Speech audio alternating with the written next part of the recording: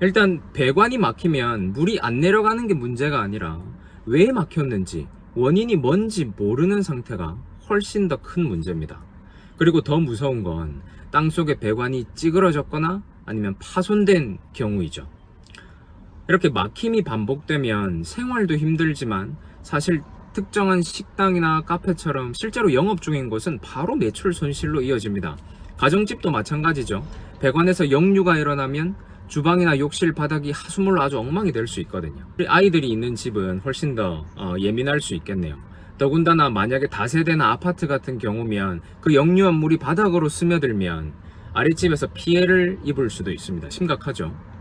그래서 많은 분들이 이렇게 해보시더라고요. 먼저 뜨거운 물이나 약품을 부어가지고 그 이물질이 녹아내리길 기다려봅니다. 그리고 나서는 꼬챙이나 철사 같은 걸로 막 쑤셔 보기도 하시죠.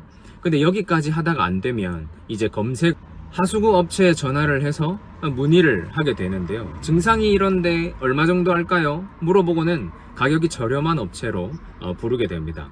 그러면 업체분이 오셔가지고 전문 장비로 이렇게 뚫어주시죠. 그럼 이제 물도 잘 내려가고 괜찮아진 것 같아요. 다시 일상으로 돌아옵니다. 식당이나 장사를 하는 곳이라면 비싼 고압 세척 업체를 바로 불러가지고 뚫기도 하십니다. 근데 이런 방법들이 사실은 하나하나 다 한계가 있습니다. 생각해보죠. 이 약품이나 뜨거운 물을 부어가지고 뚫는 거는 사실 배관이 완전히 막힌 경우에는 사실 별로 소용이 없습니다. 철사나 꼬챙이로 쑤셔가지고 뚫는 것도 사실 가운데만 이렇게 뚫리고 배관 옆에는 찌꺼기가 그대로 붙어있는 경우가 많죠. 그리고 업체가 와서 전문 장비로 뚫어주는 것도 물이 잘 내려가면 끝이라고 하면 사실 원인 확인은 제대로 된 게 아닙니다. 때에 따라서는 재발 확률이 높을 수도 있겠죠. 그럼 고압 세척을 먼저 해보면 되지 않냐라고 말을 많이 하시는데요. 물론 고압 세척이 실제로 가장 빠르고 확실한 방법이긴 합니다. 하지만 몇 가지 조건이 좀 있어요. 먼저 실내에서는 사용하기가 좀 어렵습니다. 왜냐하면 이 막힌 배관에 물이 가득 차 있는데 거기에다가 압을 걸면 실내로 물이 확 역류를 하면서 물난리가 날 수 있습니다. 진짜 물바다 되죠.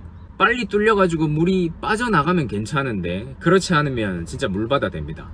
특히 아이가 있는 집이나 영업장에서는 깨끗한 작업이 원칙인데 무작정 고압부터 가는 건 좀 리스크가 있습니다. 두 번째는 비용입니다. 요즘은 고압 장비의 스펙이 워낙 경쟁적으로 높아지다 보니까 그 장비 자체의 가격이 계속 올라가는 추세입니다. 그 이야기는 장비의 비용이 높다는 거고 필연적으로 작업당 단가에 영향을 미치게 되겠죠. 기본 세팅비에 얼마, 또 미터당 얼마 이런 식으로 견적을 계산하게 되는데 그렇게 되면 한 번에 목돈이 나가게 됩니다. 요즘 경기도 안 좋은데 말이죠. 또 하나 더 중요한 건 막힘의 원인이 찌꺼기가 아니고 배관 자체의 구조적인 문제거나 배관이 파손된 상황이라면 이 고압 세척은 근본적인 해결이 아니라 잠깐 미루는 처방이 될 수 있다는 것이죠. 그래서 저는 배관에 물이 안 내려가는 작업이다. 그러면 그 작업장의 목적이 뚫는 일이라고는 생각하지 않습니다. 접근 방식을 좀 달리 해볼 수 있는데요. 첫 번째는 바로 원인의 파악입니다. 원인 파악으로 우리는 보통 내시경을 먼저 생각하는데요.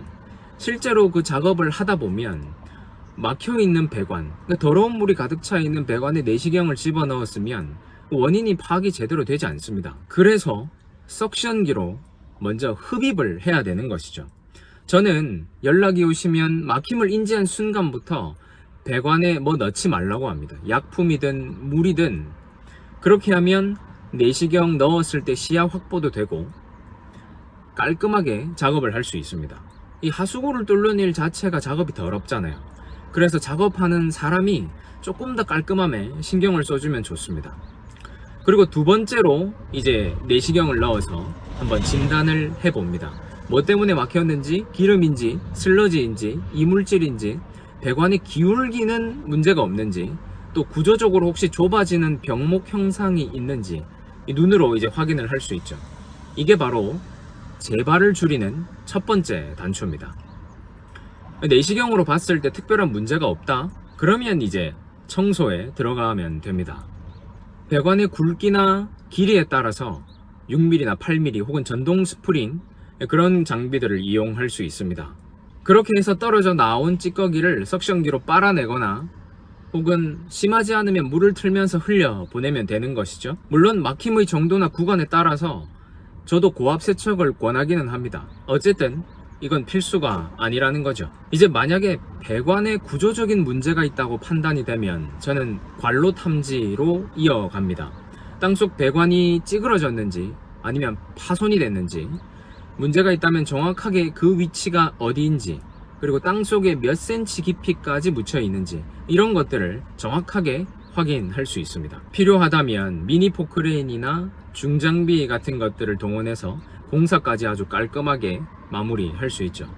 저는 유튜브에서 광고를 이런 식으로 하더라고요. 막힘 몇 번 뚫어봤습니다. 사실 저는 그렇진 않습니다. 자신있게 말할 수 있는 건 타업체에서 왔다가 못 뚫고 실패한 현장을 그 정도 해결한 경험이 많다는 것이죠. 막힘은 사실 누구나 뚫을 수 있습니다. 전문가라면요. 하지만 재발 이유를 정확하게 찾아서 다시는 안 막히게 만드는 거, 이건 완전 다른 게임이죠. 지금 막힘이 반복되거나 또 막힐 것 같다 그러면 일단 뚫는 업체보다 원인을 확인해 줄 수 있는 업체를 한번 찾아보십시오. 업체랑 통화하시거나 상담할 때도 내시경 확인이 가능합니까? 관로 탐지를 정확하게 해줄 수 있습니까? 한번 물어보시면 좋겠습니다. 또 간단하게 문자로 지역이나 증상을 알려주시면 제가 연락드리도록 하겠습니다.